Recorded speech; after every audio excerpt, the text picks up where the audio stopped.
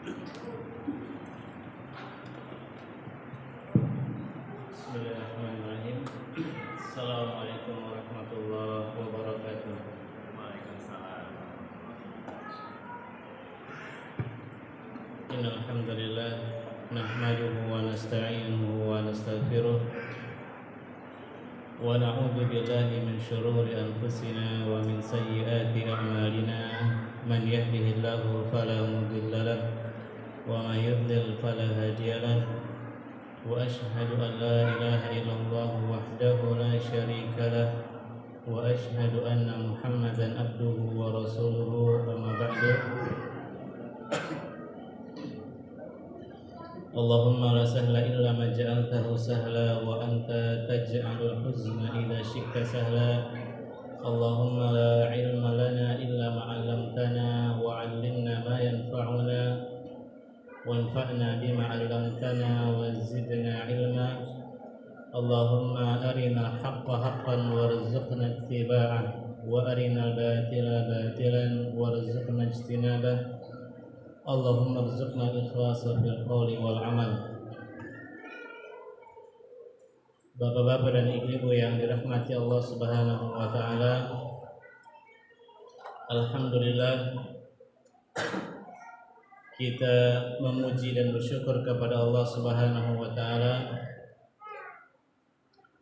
yang dengan nikmatnya kita dimudahkan untuk beramal amalan yang dicintai dan diridhai Allah Subhanahu wa taala.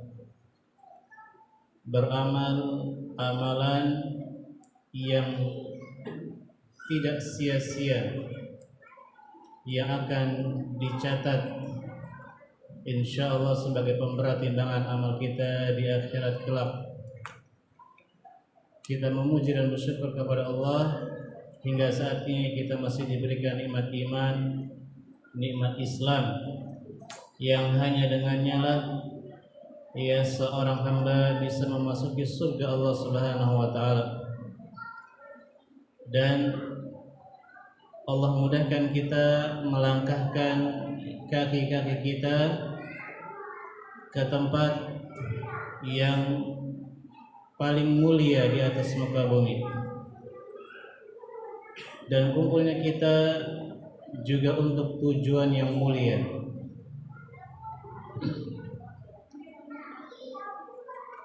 Alhamdulillah,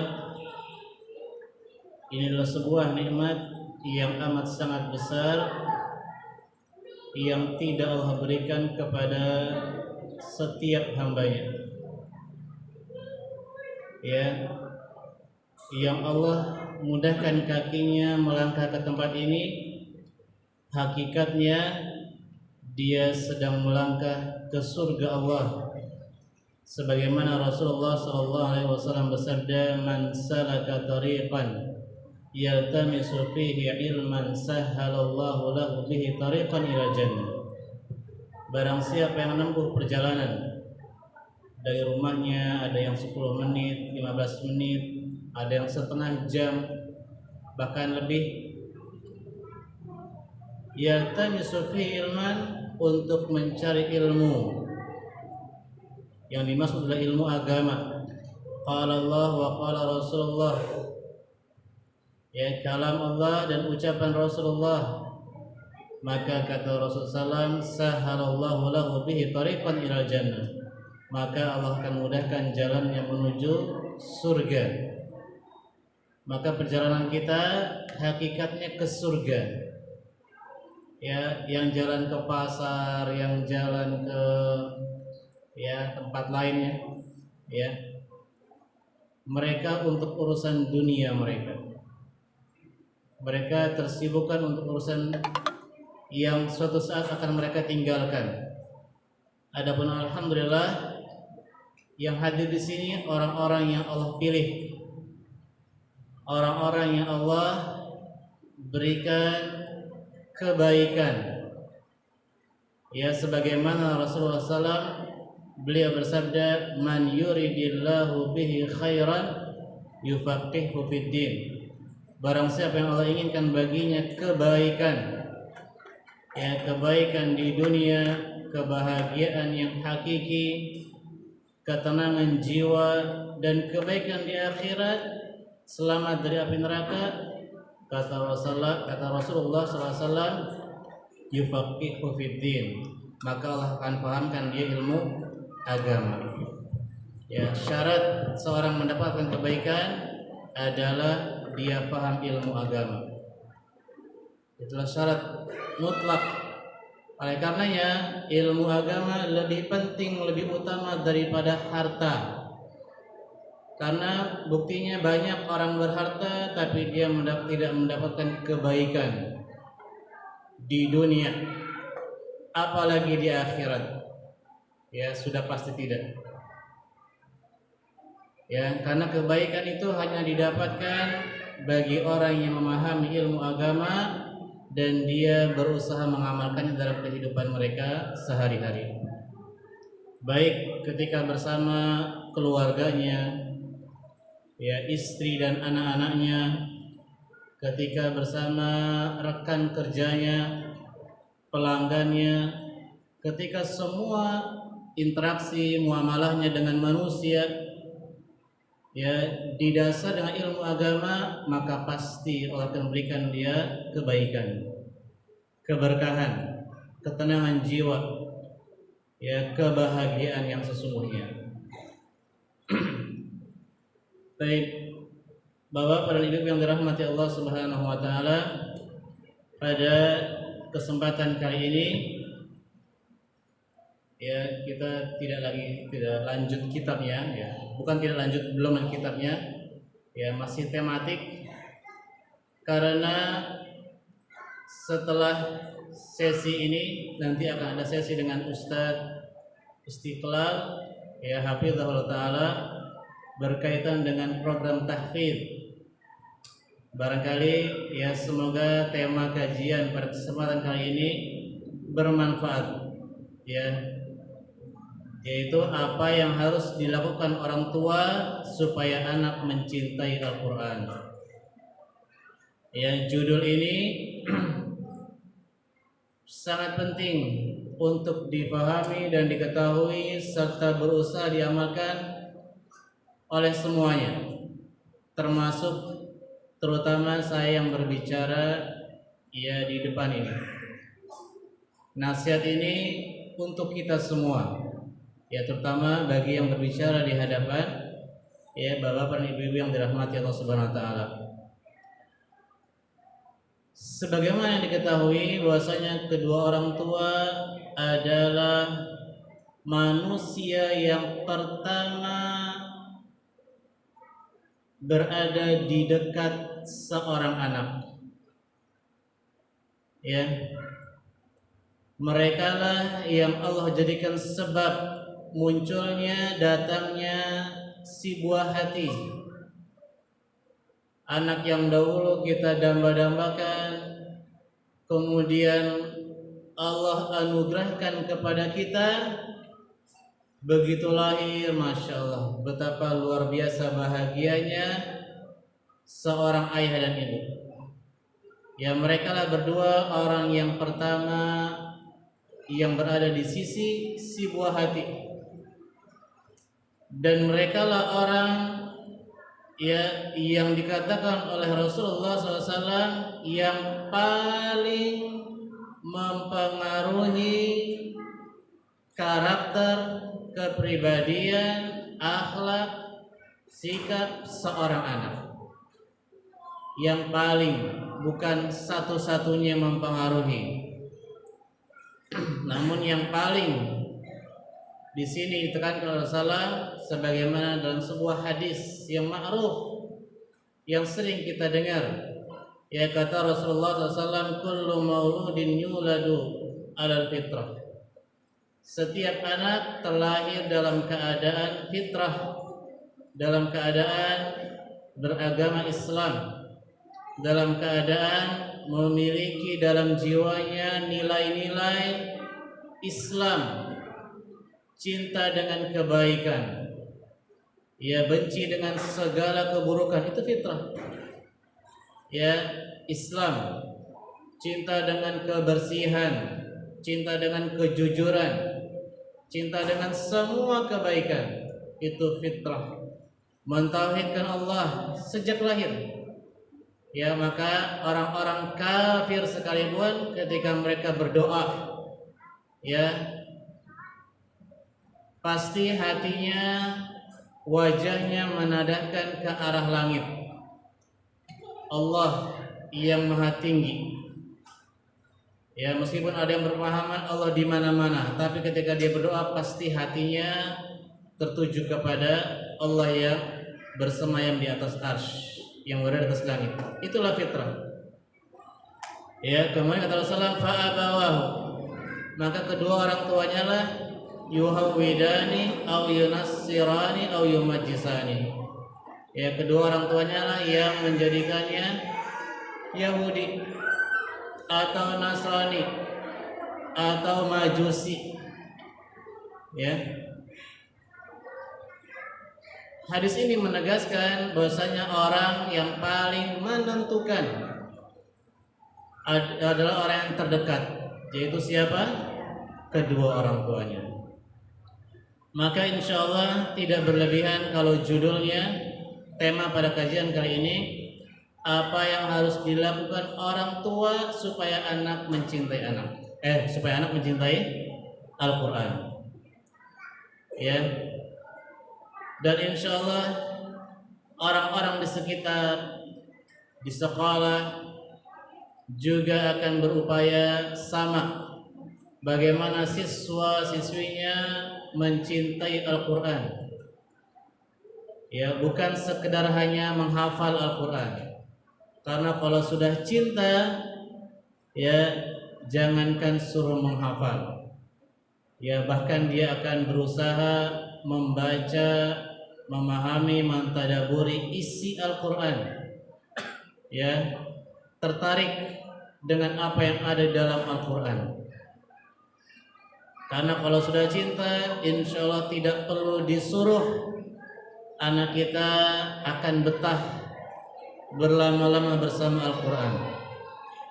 Ya, maka ini asas fondasi menanamkan bagaimana seorang anak mencintai Al-Quran, bukan sekedar hanya bisa baca dan menghafal Al-Quran.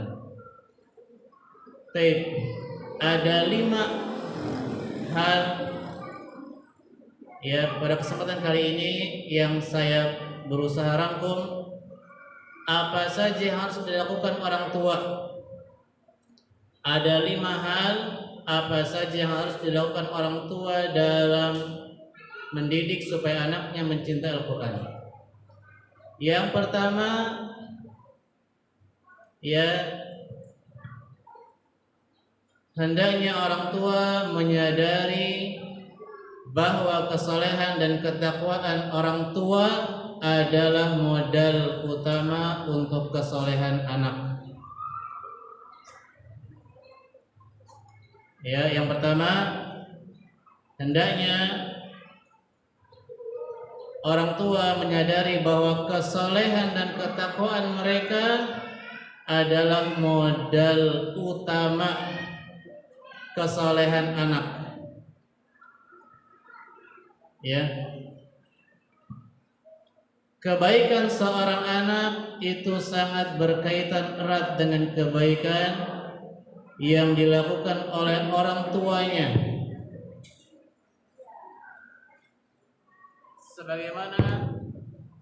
Sebagaimana Allah Subhanahu wa taala mengkisahkan kisahnya perjalanan Nabi Khidir dan Nabi Musa alaihissalam dalam surat Al-Kahfi. Ya, kata Rasulullah SAW mengabadikan kisah, ya, Nabi Khidir dan Nabi Musa alaihi wassalam. Wa ammal jidaru fakana li gulamaini yatimaini fil madinah wa kana tahtahu kanzul lahuma wa kana abuhuma salihah fa arada rabbuka ay yablugha ashuddahuma wa yastakhrija kanzahuma rahmatan min rabbik. Ya, kata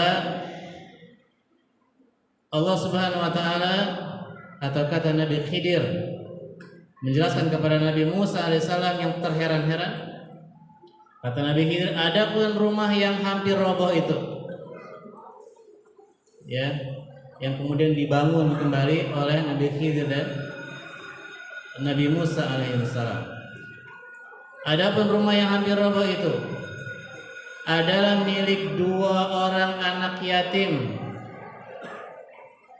ya, di kampung tersebut yang di bawahnya tersimpan harta warisan bagi mereka berdua. Dari keduanya sampai dewasa, baru kemudian Allah mengeluarkan warisan bagi mereka berdua dari orang tua mereka. Dan ayah mereka adalah orang yang soleh. Orang tuanya sudah wafat, namun karena kesolehannya, kebaikan dan ketakwaannya, maka Allah berkehendak agar keduanya sampai dewasa, dan Allah mengeluarkan harta simpanan itu untuk mereka sebagai rahmat dari Allah Subhanahu wa taala. Maka ayat ini dijelaskan oleh para ulama, meskipun ya kata abuhuma selisih pendapat ulama, ada yang mengatakan bapaknya, ada yang mengatakan kakeknya. Ya, dalam penjelasan ini ya menekankan bahwasanya kesolehan orang tua mempengaruhi kebaikan yang didapatkan oleh seorang anak. Ya, terkadang kita tidak tahu, ya, ketika kita mendidik anak kita sampai besar gak berubah-ubah akhlaknya, sikapnya, ya, tapi jangan pernah berhenti untuk menjadi orang tua yang baik, orang tua yang saleh, karena bisa jadi kita wafat baru kebaikan itu, hidayah itu Allah berikan kepada anak-anak kita. Ya, baik. Kemudian yang kedua yang harus dilakukan oleh orang tua supaya anak mencintai Al-Quran adalah ya orang tua juga harus mencintai Al-Quran dengan berusaha mengingat-ingat keutamaan Al-Quran.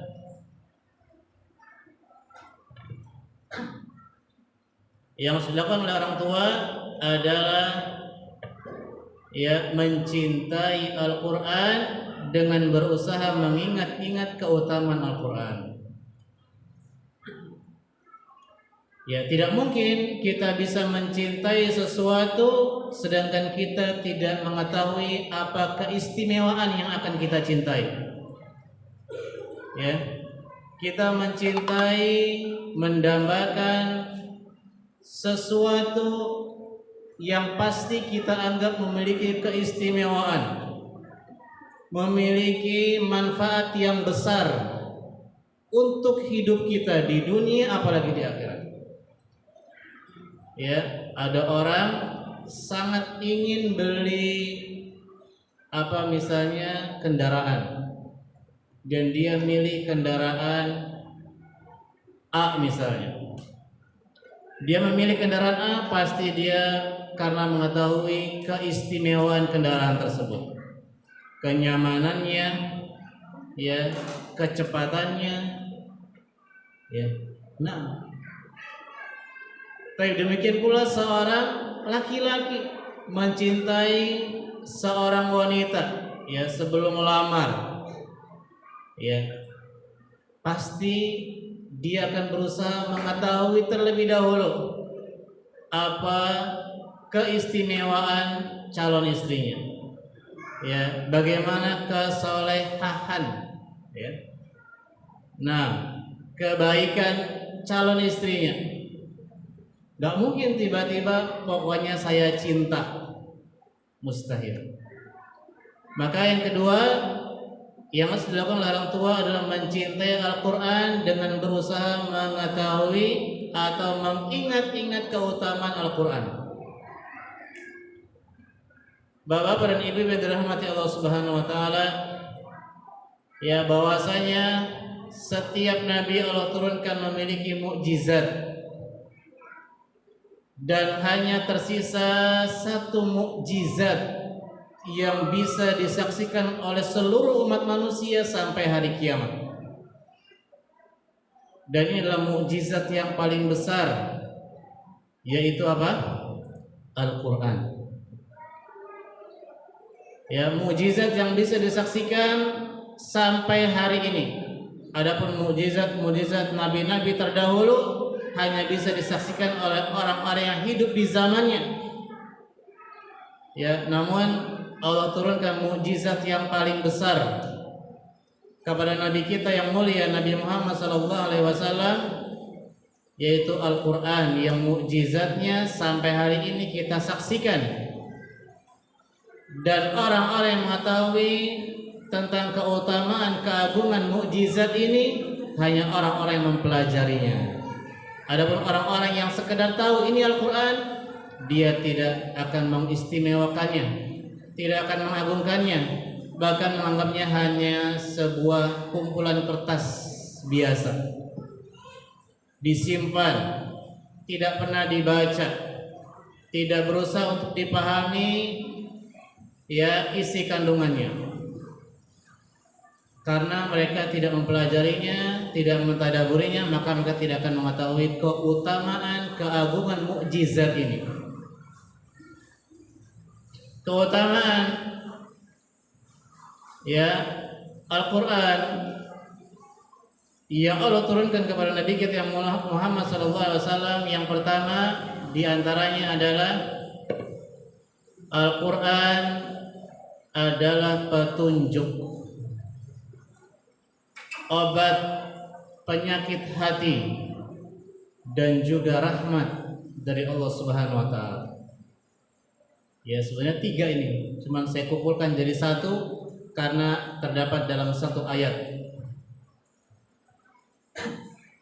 Ya, keutamaan Al-Quran adalah yang pertama adalah petunjuk bagi umat manusia, sekaligus obat penyakit hati, dan juga rahmat dari Allah Subhanahu wa Ta'ala.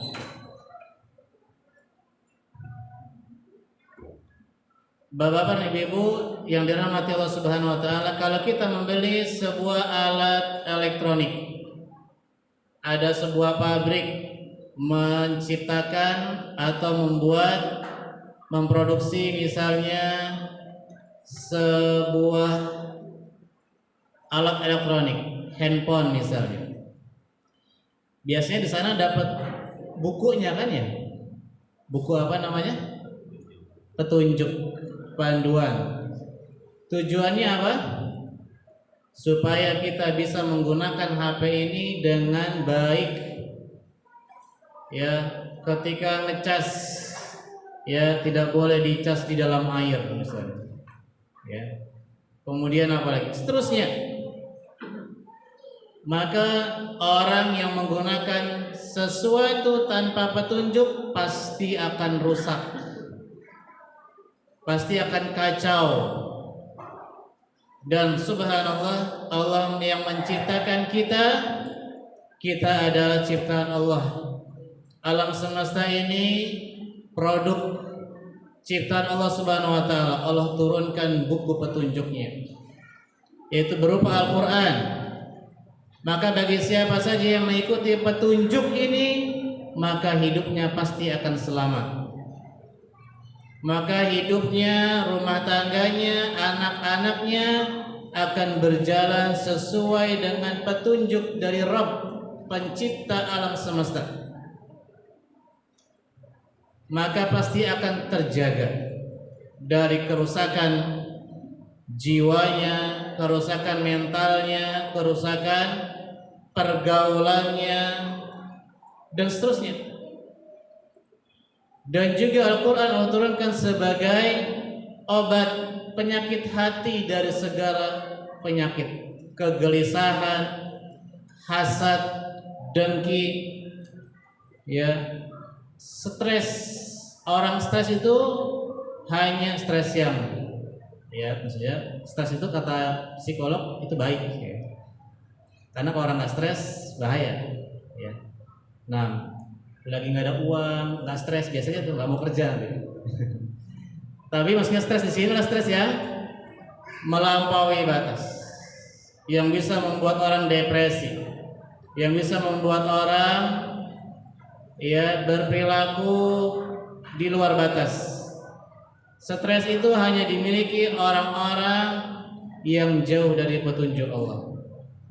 Hanya akan hinggap kepada orang-orang yang tidak yakin, tidak beriman dengan takdir dan ketetapan Allah Subhanahu wa taala. Ya.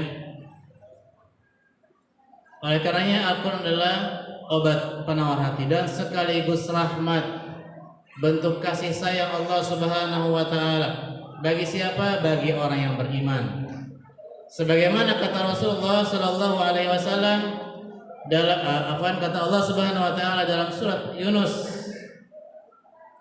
ayat 57, ya ayuhan nasu qad ja'atkum mau'izatun mir rabbikum wa shifaa'un lima fis sudur wa hudan wa rahmatul lil muttaqin. Wahai manusia, ya Allah panggil secara umum, yang mukmin, yang muslim, yang kafir, yang awam.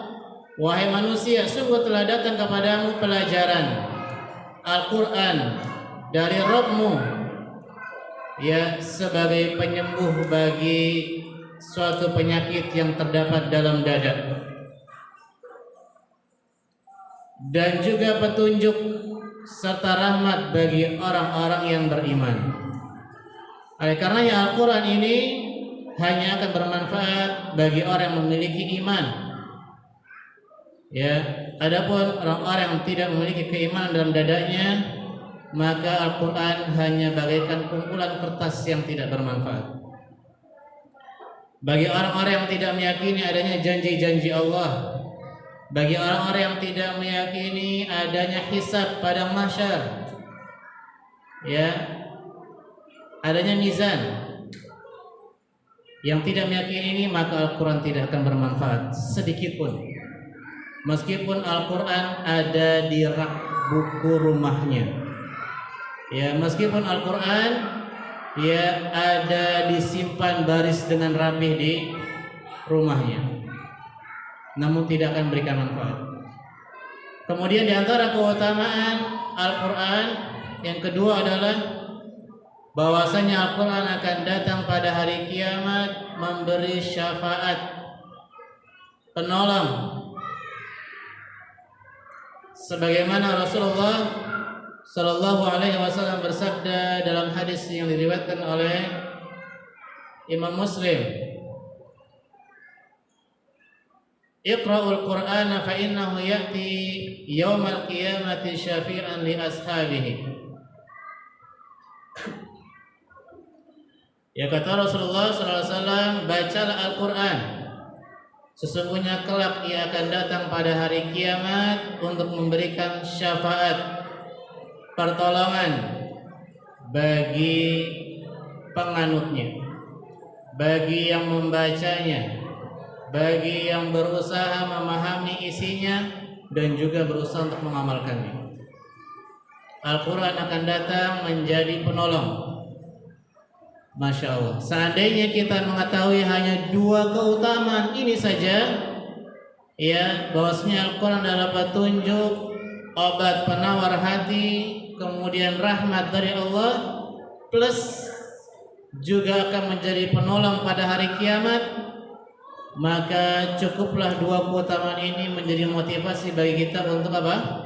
Mencintai Al-Quran. Mencintai Al-Quran dengan bukti nyata, bukan hanya dengan sekedar lisan. Sebagaimana kalau kita mencintai seseorang, pasti kita akan buktikan dengan perbuatan kita.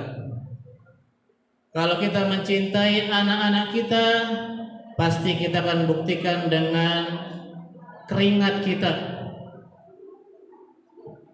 berusaha membuatnya senang dan bahagia. berusaha menjaga dan memeliharanya. Ya, begitulah jika seorang benar-benar telah mencintai Al-Quran, ya, mencintai isi surat dari Rabbul Alamin, maka dia akan membacanya berulang-ulang. Dia akan berusaha memahami pesan dari Rabb, ya, yang menciptakan dirinya. Dia akan berusaha memahaminya dan juga mengamalkannya, karena dia betul-betul mencintai, ya, kitab yang Allah turunkan. Kemudian keutamaan yang ketiga, bahwasanya keutamaan Al-Quran, Allah akan angkat derajat manusia dengan sebab Al-Quran. Sebagaimana Rasulullah SAW bersabda, ya, dikatakan oleh Umar bin Khattab radhiyallahu anhu, ya, bahwasanya Rasulullah, bahwasanya Nabi kalian Muhammad SAW pernah berkata dalam hadis yang diriwayatkan oleh Imam Muslim, "Innallaha yarfa'u bihadzal kitabi aqwaman wa yadh'u bihi akharin." Sesungguhnya Allah akan mengangkat derajat sebagian kaum dengan kitab ini, yaitu dengan Al-Quran. Wa yadh'u bihi al-akharin, dan Allah juga akan hinakan sebagian yang lain dengan sebab Al-Quran. Ya, maksudnya apa? Dijelaskan oleh para ulama, orang yang Allah angkat derajatnya dengan sebab Al-Quran, mereka yang bukan hanya sekedar membaca, tapi dia juga memahami dan mengamalkannya. Ya, di zaman ini semakin banyak penghafal Quran, ya, namun sedikit yang mau mengamalkan dan memahami isi kandungannya. Dan semua kita termasuk orang-orang yang Allah angkat derajatnya dengan Al-Quran, karena kita, ya, semoga termasuk yang Allah berikan taufik untuk memahaminya, mencintainya, dan mengamalkannya dalam kehidupan sehari-hari kita. Ya. Kemudian keutamaan Al-Quran yang keempat adalah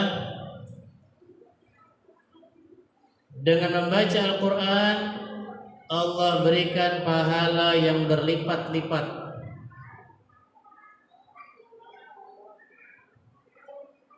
Ini adalah tanda bahwasanya rahmat Allah itu sangat luas. Rahmat Allah itu lebih besar daripada murka Allah Subhanahu wa taala.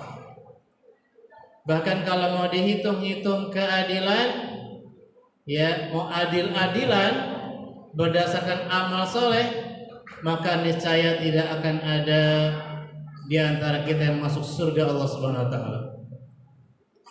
Tapi karena rahmat Allah yang begitu luas, Allah mudahkan seseorang bisa meraih pahala yang berlipat-lipat dengan amalan yang sangat ringan, dengan amalan yang sangat mudah. Ya. Bahkan bahwasanya, ya, dalam sebuah hadis, kama qala Rasulullah, man hamma bi sayyi'atin falam ya'malha fakutiba lahu hasanah. Barang siapa yang mengamalkan, barang siapa yang berkeinginan untuk melakukan satu keburukan, namun dia tidak jadi melakukannya, ya, karena takut kepada Allah, maka ditulis satu pahala. Ya. Wa man amilaha fakutiba lahu sayyi'ah wahidah. Ya, barang siapa yang melakukan atas niat buruknya, maka ditulislah satu dosa. Tapi subhanallah, Apa kata Rasulullah? Wa man hamma bihasanatin falahu hasanah fakutiba lahu hasanah. Barang siapa yang berkeinginan, bertekad untuk melakukan satu kebaikan dan dia tidak jadi melakukannya, ya, karena uzur, karena satu hal, maka tetap ditulis satu pahala kebaikan. Wa man amilaha fakutiba lahu asra hasanatin. Barang siapa yang melakukannya, maka ditulislah 10 pahala kebaikan. Inilah tanda bahwasanya rahmat Allah sangat luas. Dan juga lihatlah keutamaan orang yang membaca Al-Quran. Betapa mudah pahala-pahala yang Allah janjikan kepada setiap hambanya yang benar-benar mengharapkan surga Allah. Kata Rasulullah SAW, man qara'a harfan min kitabillahi falahu bihi hasanah wal hasanatu bi asri amthaliha la aqulu alif lam mim harfun walakin alifun harfun wa lamun harfun wa mimun harfun. Ya, dalam hadis riwayat Tirmidzi yang disahihkan oleh Al-Albani rahimahullah taala. Ya, kata Rasulullah, barang siapa yang membaca satu huruf dalam kitab Allah dalam Al-Qur'an, maka dia akan mendapatkan satu kebaikan. Satu kebaikan itu akan dibalas dengan 10 kali lipat. Ya, satu huruf Allah berikan satu kebaikan. Satu kebaikan Allah balas dengan 10 kali lipat. Subhanallah. Ya. Aku tidak mengatakan bahwa alif lam mim satu huruf, akan tapi alif harfun. Alif itu satu huruf, wa mimun satu huruf, wa lamun satu huruf, dan mimun satu huruf. Berarti baru alif lam mim sudah dapat berapa pahala? 30 pahala kebaikan. Padahal kalau dari bangun tidur sampai hari ini mungkin baru sedikit kebaikan yang kita kerjakan. Tapi dengan rahmat Allah, Allah memudahkan seseorang untuk meraih surganya bagi yang benar-benar mengharap, ya, dari Allah Subhanahu wa taala. Maka bisa dibayangkan kalau kita baca Al-Fatihah saja, baca satu surat Al-Ikhlas saja, sudah berapa huruf yang kita baca dan sudah berapa banyak pahala yang kita dapatkan. Ya. Maka kalau kita murajaah Al-Qur'an, surat yang sudah kita hafal, ya, bersama anak-anak kita di waktu-waktu yang sudah kita sepakati bersamaan, demi Allah, sekeluarga sedang panen pahala kebaikan. Ya, maka di rumah sedang menciptakan suasana, budaya, lingkungan, ya, yang menghantarkan satu keluarga untuk ke surga Allah Subhanahu wa taala. Ini yang didambakan oleh setiap orang tua. Ya, maka bersemangatlah kita membaca dan menghafal, memahami dan mengamalkan Al-Qur'an. Ya. Masya Allah. Sebenarnya keutamaan Al-Qur'an sangat banyak. Ya, seandainya 4 ini saja ya sudah amat sangat cukup untuk membakar semangat kita untuk mencintai dan mengamalkan Al-Qur'an. Baik. Yang ketiga, ya. Tadi apa yang harus dilakukan orang tua? Yang pertama, ada ingat? Yang pertama, menyadari bahwasanya kesolehan orang tua adalah modal utama kesolehan anak. Yang kedua, orang tua harus mencintai Al-Quran. Dengan apa? Mengingat-ingat terus keutamaan Al-Quran. Yang ketiga, menyadari bahwasanya anak adalah amanah, anugerah, nikmat, dan juga sekaligus ujian dari Allah Subhanahu wa taala.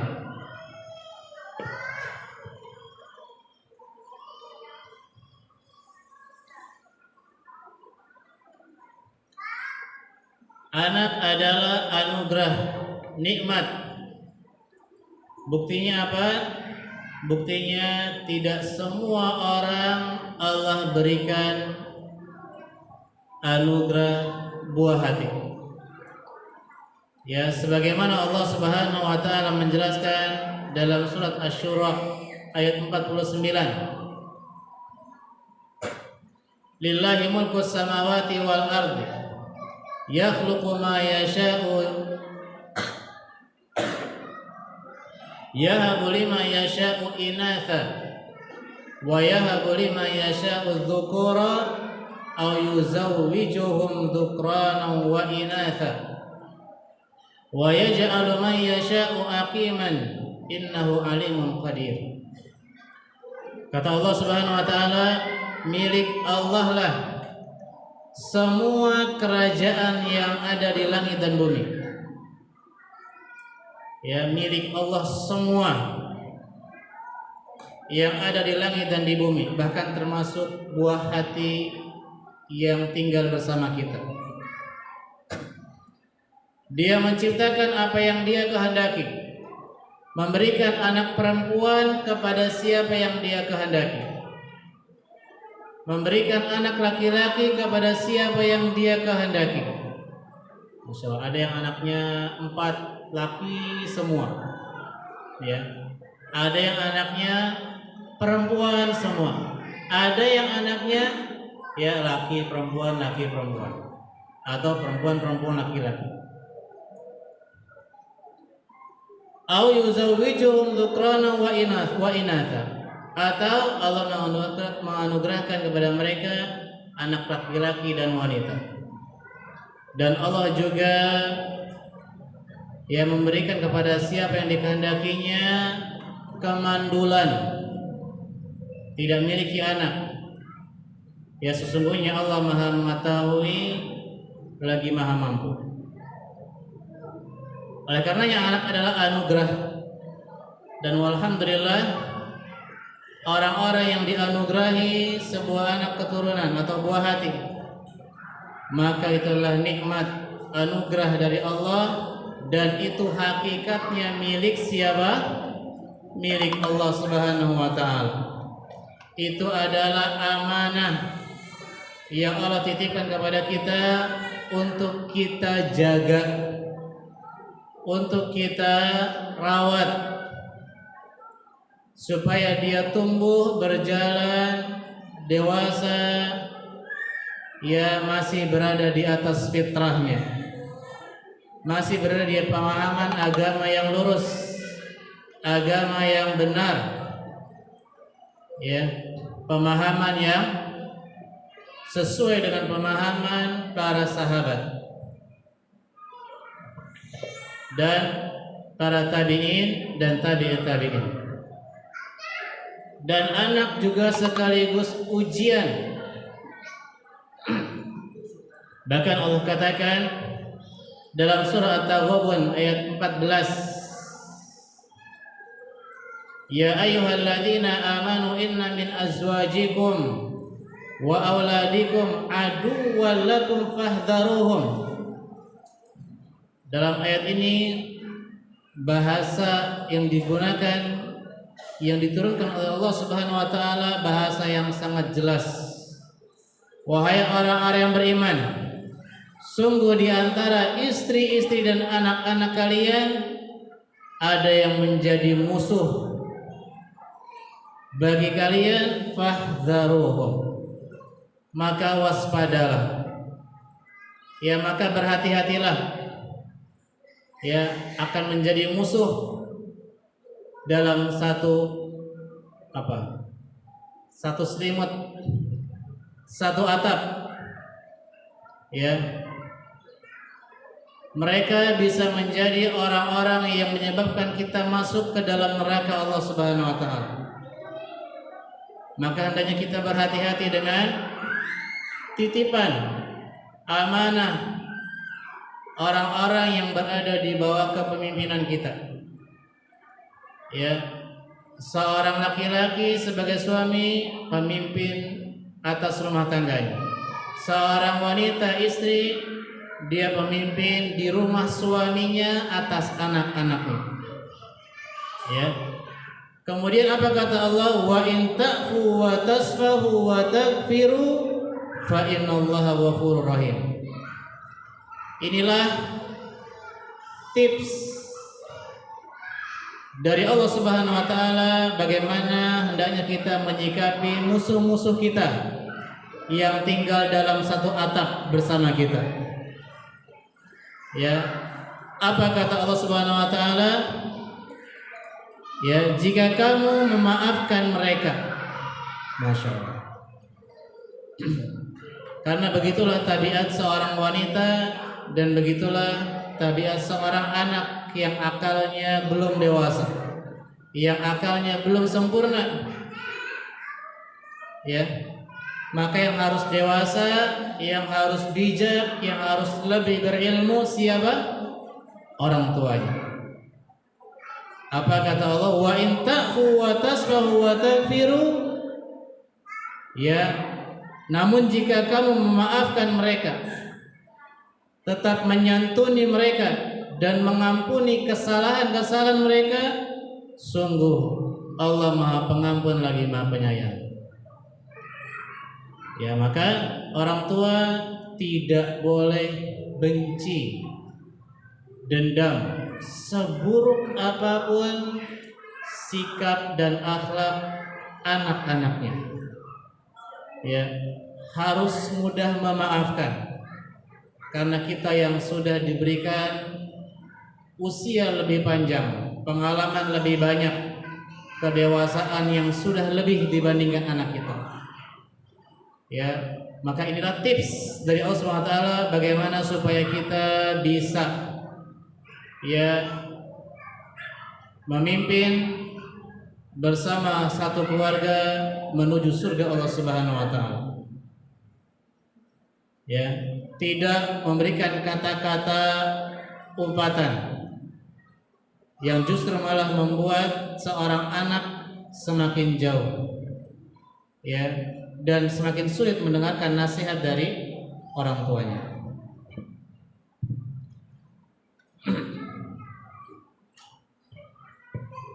Dan kemudian yang keempat yang harus dilakukan oleh orang tua adalah hendaknya orang tua menyadari bahwa Allah Ta'ala telah berikan pada tiap anak modal.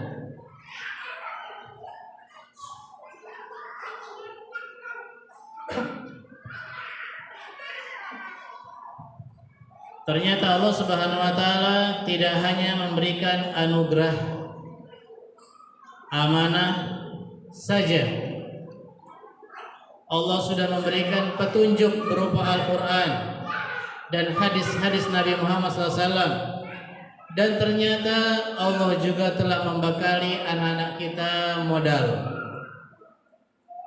yang memudahkan kita untuk menjaga mereka, mendidik mereka, membimbing mereka supaya tetap berada di jalan yang benar.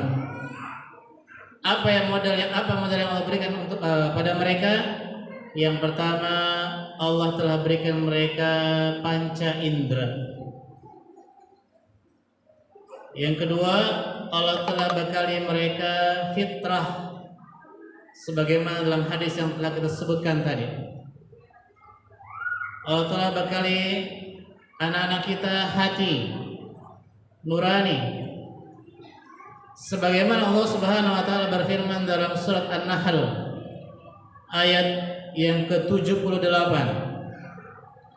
Allah Subhanahu wa taala berfirman, "Wallahu akhrajakum min butuni ummahatikum la ta'lamuna syai'a wa ja'ala lakum as-sam'a wal absara wal af'idah la'allakum tashkurun."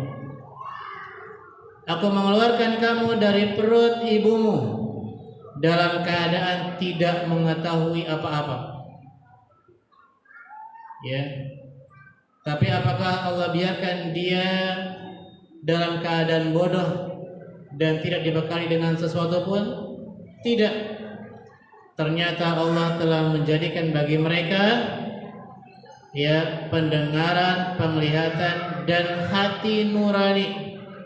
Al-afidah, hati. Ya, wa ja'ala lakumul sam'a wal absara wal afidah. Dan Dia menjadikan bagi kamu pendengaran, penglihatan, dan hati nurani. Ya, dari sini maka pada prinsipnya seseorang anak akan menerima pendidikan dari semua apa yang dilihatnya, dari semua apa yang didengarnya, dan semua apa yang dirasakan di dalam hatinya. Kedekatan, kasih sayang, kelembutan, kepedulian, atau sebaliknya, sikap yang acuh dari orang tuanya, ya, kasar, kata-kata yang kotor, maka itu semua akan diterima oleh anak-anak kita. Maka itulah yang kita didik pada anak-anak kita.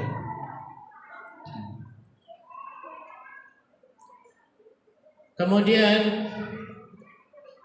yang kelima yang harus dilakukan oleh orang tua terhadap anaknya supaya anaknya mencintai Al-Quran adalah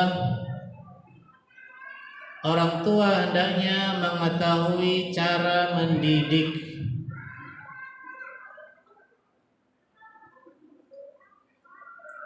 Setelah dia mengetahui 4 poin di atas yang sudah kita sebutkan tadi, maka orang tua juga perlu mengetahui dan berusaha mengamalkan bagaimana cara mendidik. Yang pertama, tanamkan rasa cinta pada Al-Quran. Yang harus dilakukan orang tua dalam mendidik anak, yang pertama menanamkan rasa cinta anak pada Al-Quran. Untuk menanamkan rasa cinta ini minimal ada 4 yang harus dijalankan. Untuk menumbuhkan rasa cinta seorang anak pada Al-Quran minimal setidaknya ada 4 yang harus dilakukan oleh orang tua. Yang pertama adalah keteladanan.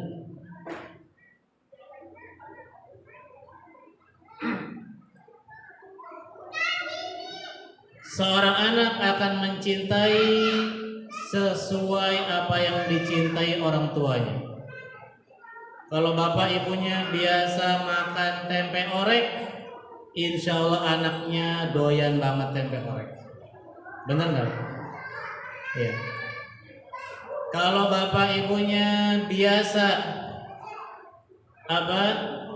setiap pagi bersih-bersih rumahnya bersih, nyaman, insya Allah anaknya akan cinta dengan kebersihan dan rajin bersih-bersih.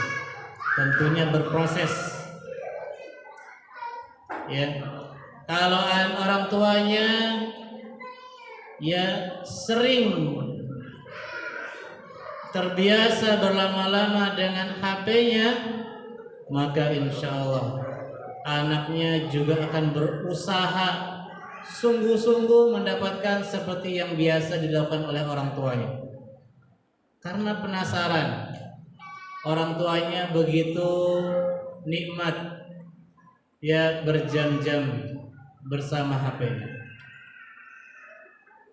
tapi tidak nikmat bersama Al-Quran, tidak betah membuka Al-Quran, tidak terbiasa lisannya melantunkan ayat-ayat Al-Quran. Masya Allah, ini PR besar untuk kita semuanya. Silakan bandingkan berapa lama kita bersama Al-Quran dalam satu hari, dan berapa lama kita bersama HP dalam satu hari. Ya. Maka hendaknya kita menjadi teladan yang baik, teladan yang ada pada orang tua yang ambisi dalam kehidupannya adalah akhirat, yang tujuan dalam kehidupan orang tuanya adalah surga, maka orang tua akan berusaha bagaimana menghabiskan waktunya dalam 24 jam lebih banyak bersama amalan-amalan yang mengantarkannya ke surga Allah Subhanahu wa taala. Maka keteladanan ini akan berpengaruh kepada sikap seorang anak.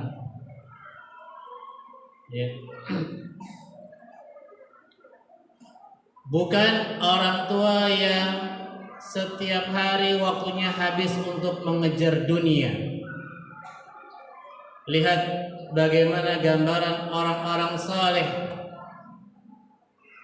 generasi terbaik telah dicap oleh Rasulullah SAW.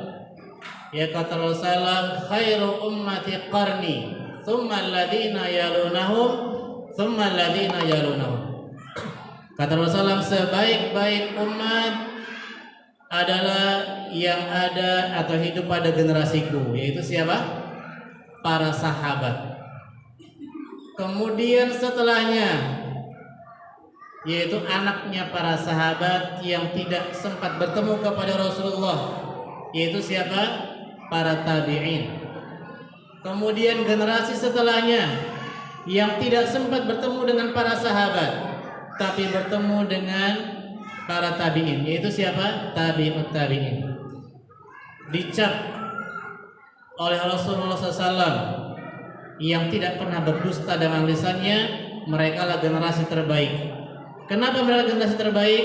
Karena mereka dididik oleh orang-orang yang ambisi kehidupannya setiap hari bagaimana hidupnya dipenuhi dengan amalan-amalan yang mengantarkannya ke surga Allah SWT. Bukan yang waktunya habis bagaimana untuk mengumpulkan uang, untuk mengumpulkan harta. Mungkin sebagian kita beralasan, Ustadz kalau nggak ada uang saya nggak bisa nyekolahkan anak. Ustadz kalau nggak ada uang keluarga saya nggak bisa makan. Emang yang ngasih makan siapa? Yang ngasih pendidikan dan menjaga kesalahan anak kita siapa? Ya, maka lihatlah generasi-generasi terdahulu. Ya, mereka uangnya tidak banyak. Keumuman sahabat Nabi SAW bukan orang kaya raya, tapi mereka mampu mencetak generasi-generasi hebat karena orang tua mereka di kepalanya, di hatinya adalah akhirat, surga Allah. Bagaimana dengan amanah yang Allah berikan kepada saya berupa anak bisa mengantarkan saya ke surga Allah SWT. Jangan sudah capek kerja pulang sore atau pulang malam sudah waktunya sedikit masih tidak mau sempatkan waktunya bersama anak. Maka ini adalah ancaman bagi setiap orang tua yang lalai dengan amanah yang Allah anugerahkan pada dirinya. Sebagaimana Allah Ta'ala mengatakan, faman kana yarju liqa'a rabbih falyamal amalan salihan wa la yusyrik bi ibadati rabbih ahada. Inilah kata Allah Subhanahu wa taala dalam surat Al-Kahfi ayat 110, maka bagi siapa yang mengharap pertemuan dengan Allah, siapa yang mengharap pertemuan dengan Allah, yang mengharapkan surga Allah, yang benar-benar mengharap perjumpaan dengan Allah, bukan orang yang takut dalam persidangan Allah. Siapa yang benar-benar mengharap pertemuan dengan Allah dengan pertemuan yang indah, maka hendaklah dia beramal, berbuat, mengerjakan kebajikan, dan janganlah dia mempersekutukan dengan sesuatu pun dalam beribadah kepada Allah Subhanahu wa taala. Kemudian dalam menanamkan rasa cinta pada anak terhadap Al-Qur'an, yang kedua, pahamkan anak kita keutamaan Al-Qur'an. Ya, tadi orang tuanya sudah paham tentang keutamaan Al-Quran, maka hendaknya orang tua menularkan kepada anaknya tentang keutamaan Al-Quran yang sangat dahsyat, yang sangat hebat dan gagah. Dengan cara apa? Dengan cara terus memberikan bimbingan, nasihat, memberikan kisah-kisah dan cerita tentang orang-orang penghafal Al-Quran. Karena anak-anak biasanya senang dengan cerita, dengan kisah, maka orang tuanya juga harus berilmu.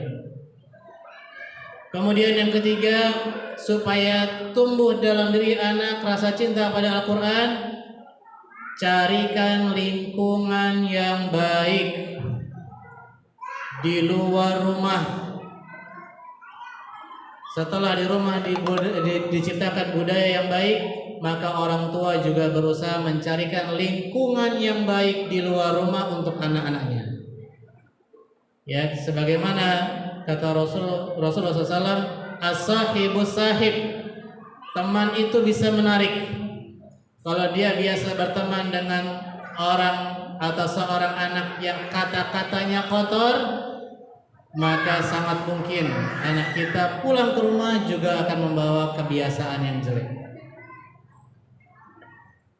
Kemudian yang keempat, supaya tumbuh rasa cinta pada Al-Quran dalam diri seorang anak,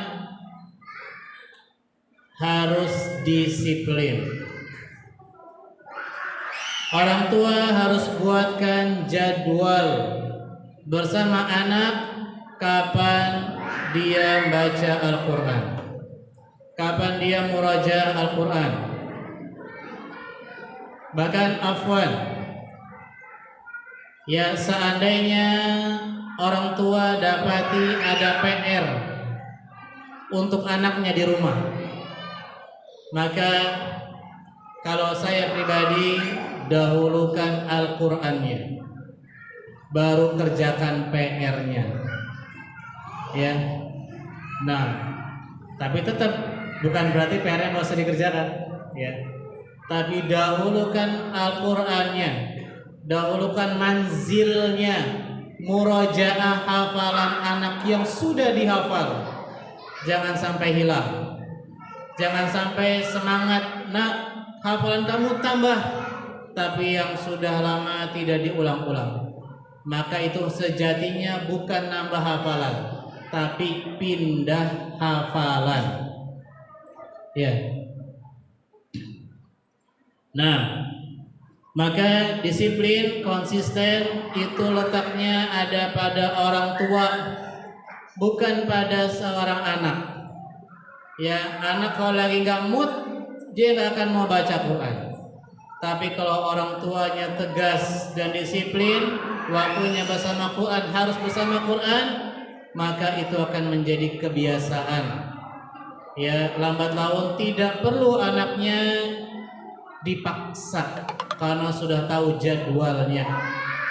Sebagaimana anak tahu jadwalnya kapan harus mandi. Ya, mau sekolah pasti mandi dulu. Ya, mandi nggak? Mandi insya Allah ya. Karena sudah jadi rutinitas, sudah jadi sebuah kebiasaan pada diri anak. Sebelum berangkat sekolah harus baca Quran. Maka biasakan bikin jadwal, entah ba'da maghrib atau ba'da isya, ya, atau ba'da subuh. Ya, yang penting harus ada jadwal bersama anak kapan baca Al-Quran, kapan murajaah hafalan Al-Quran. Yang kedua, dalam mengetahui cara mendidik anak. Tadi yang pertama, tanamkan rasa cinta pada Al-Quran. Yang kedua, ciptakan hubungan yang harmonis pada anak.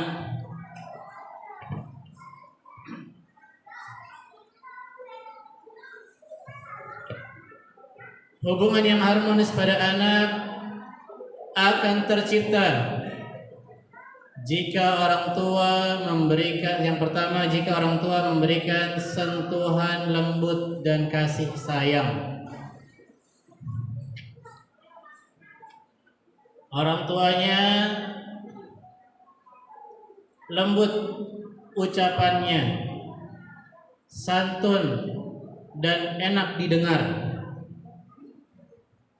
ya, suka mengelus punggung anaknya sambil mengucapkan kata-kata indah, barakallahu fiik, semoga Allah berkahimu nak, ya, kamu anak yang sangat Abi Umi cintai, kamu jadi anak soleh, ya. Nah, sebagaimana kata Rasulullah SAW, inna rifqa la yakunu fi syai'in illa zana wa la yunza'u min syai'in illa syana. Sungguh tidaklah kelembutan itu ada pada sesuatu melainkan akan menghiasinya. Dan jika kelembutan itu dicabut dari sesuatu tersebut, melainkan akan membuatnya tampak hina. Ya, itu suatu yang alami, ya, pasti. Kelembutan itu akan menciptakan keindahan, akan menghiasi seseorang yang dipenuhi dengan kelembutan. Baik, yang kedua, untuk menciptakan hubungan yang harmonis bersama anak, bercanda dan bermain. Ya, mungkin bagi sebagian orang tua tidak biasa bercanda. Ya, padahal Nabi kita yang mulia dahulu juga biasa bercanda. Karena bercanda dan bermain bisa membuat kita semakin akrab. Ya. Coba kalau punya partner rekan kerja, ya, sebelahan, setiap hari mukanya serius, kira-kira akrab nggak? Nggak akan akrab. Ini di rumah bertahun-tahun sama anaknya, kalau ketemu bapaknya serius mukanya, ya, nggak ada senyum. Maka jangan harap anaknya bisa akrab bersama orang tuanya. Ya. Yang ketiga, sabar pada anak dengan dua hal. Yang pertama, bersabar dengan kenakalannya, bersabar dengan sikapnya. Tentu bukan berarti membiarkan kesalahannya. Tetap harus diingatkan, ditegur, bahkan kalau perlu dikasih sanksi, maka kasihlah sanksi. Tapi sanksi bukan tujuan. Sanksi bukanlah yang utama. Yang utama bagaimana anak kita bisa jadi lebih baik. Yang kedua, bersabar dengan kekurangan atau kelemahan seorang anak. Ya, ada anak yang diberikan kemudahan untuk menghafal dan memahami pelajaran. Ada anak yang sudah dijelaskan dengan contoh-contoh dalam kehidupan sehari-hari masih belum paham-paham. Maka bersabar. Ya. Maka kalau orang tua mau bisa sabar dengan kekurangan dan kelemahan anak dan meyakini bahwasanya itu adalah kehendak Allah, ya, ilmu adalah anugerah dari Allah, pemahaman adalah anugerah dari Allah, maka orang tua akan lebih mampu untuk menghargai, mengapresiasi usaha dan proses anaknya belajar. Ya, maka hargailah usahanya, bukan hasilnya. Apresiasilah prosesnya dalam belajar, bukan hasilnya. Karena buktinya banyak di luar sana, sekolah-sekolah atau orang tua yang marah kalau nilainya jelek, tapi tidak peduli dengan usaha dan prosesnya. sehingga akhirnya anaknya berbuat curang ketika ujian. Ya, padahal yang penting adalah proses, bukan hasil. Dan Allah memberikan kita pahala balasan berdasarkan usaha atau hasilnya? Usahanya. Ya. Sebagaimana telah dijelaskan dalam banyak ayat-ayat Allah Subhanahu wa taala. Kemudian yang ketiga dan ini yang terakhir, untuk cara mendidik anak supaya mencintai Al-Qur'an adalah terus berdoa dan berharap kepada Allah Subhanahu wa taala. Karena Allah lah yang menciptakan kita. Karena Allah lah yang menguasai hati-hati kita. Allah pula yang menguasai hati anak-anak kita. Allah pula yang memberikan ilmu, pemahaman, hidayah. Maka teruslah berdoa dan berharap, seburuk apapun anak kita hari ini, jangan pernah berhenti berharap dan berdoa kepada Allah Subhanahu wa taala. Ya, karena Allah yang Maha Mampu, sangat mudah bagi Allah untuk memberikan hidayah. Sangat mudah bagi Allah untuk mengubah akhlak kebiasaan buruk yang ada pada diri kita, yang ada pada diri anak-anak kita. Teruslah berharap dan berdoa kepada Allah untuk diri kita sebagai pendidik dan juga untuk anak-anak kita, ya, yang kita harapkan menjadi investasi akhirat kita.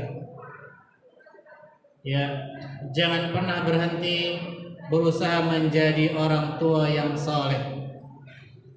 Jangan pernah berhenti berusaha dengan usaha yang terbaik dalam mendidik. Dan jangan pernah berhenti untuk berharap, berserah diri, bertawakal, berdoa kepada Allah. Ya, maka dengan itu insya Allah Allah akan berikan hidayahnya. Kalau bukan hari ini, mungkin nanti, besok, mungkin 1 tahun ke depan, mungkin setelah kita wafat, ya, baru anak kita berubah. Apakah kita dapat pahala? Pasti. Semua apa yang kita upayakan, apa yang kita usahakan, tidak mungkin Allah sia-siakan. Dan akan menjadi pahala yang terus mengalir meskipun ya kita sudah di dalam kubur.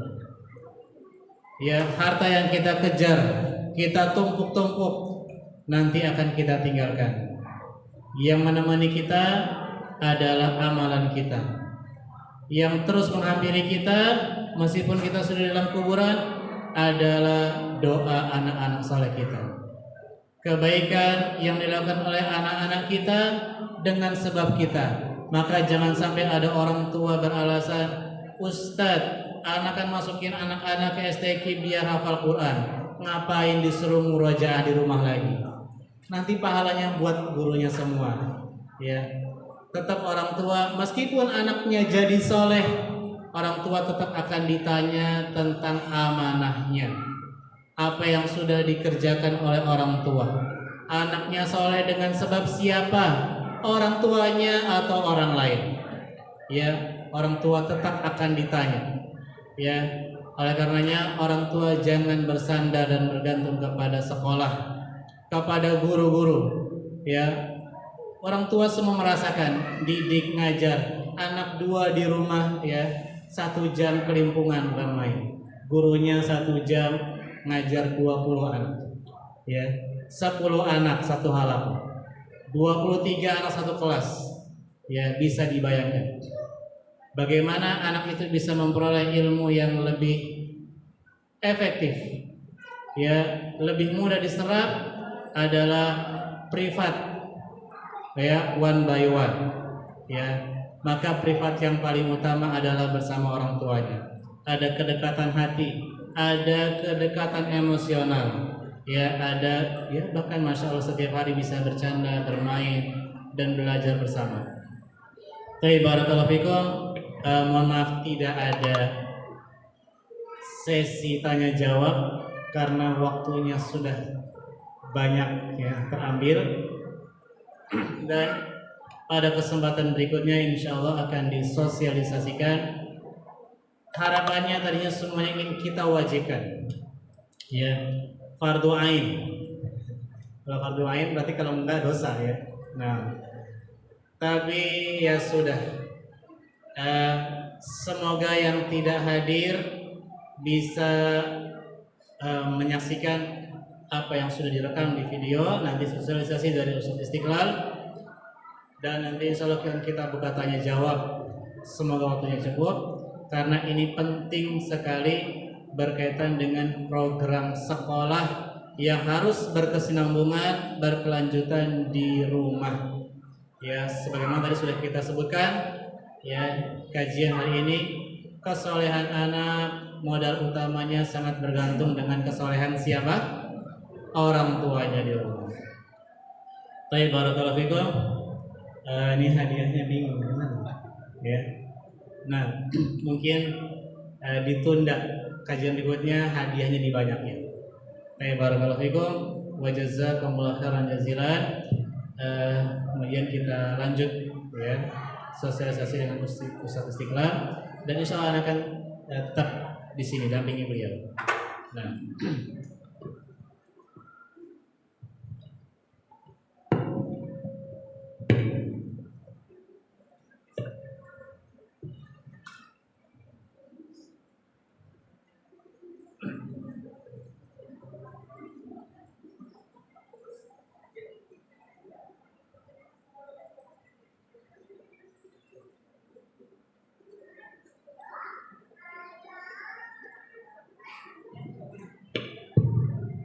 Baik, bismillah. Mohon waktu sebentar disiapkan di fokus.